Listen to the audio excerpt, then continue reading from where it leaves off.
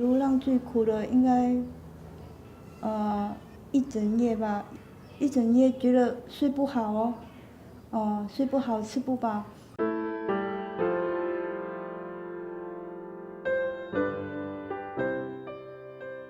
我读小学是读到6年级，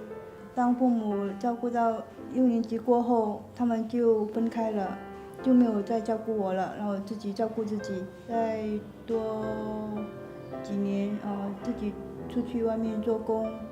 养自己，在大概要30岁才700本，晚上毒瘾，然后拿去卖白粉，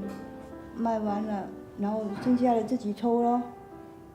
当然很苦了，没办法帮自己，没办法抽了，然后就认识 Mr. 家咯，Mr. 家就介绍我，他有帮到我咯。我也问过他，可以帮我忙吗？就是带我来这里耶稣中心啊，然后说这里好这样子，就带我来到这里咯。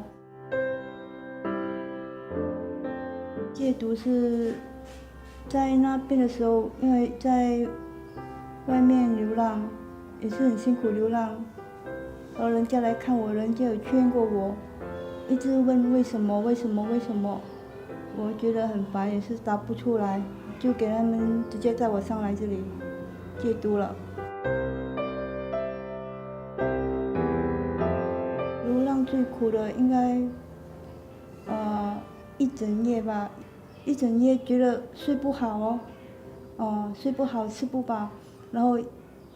要什么东西的时候，这个又忘记，又去那边拿饭，觉得时间忘记了，超过了又拿不到，这样就很麻烦。我很感谢葛家了，带给我来到这里，给我一个人生新的开始，更灿烂的人生，以后还有更灿烂的日子。我希望我再见到我的朋友，我也会就叫过来一起戒毒，跟我一起分享我的盼望，我的苦难。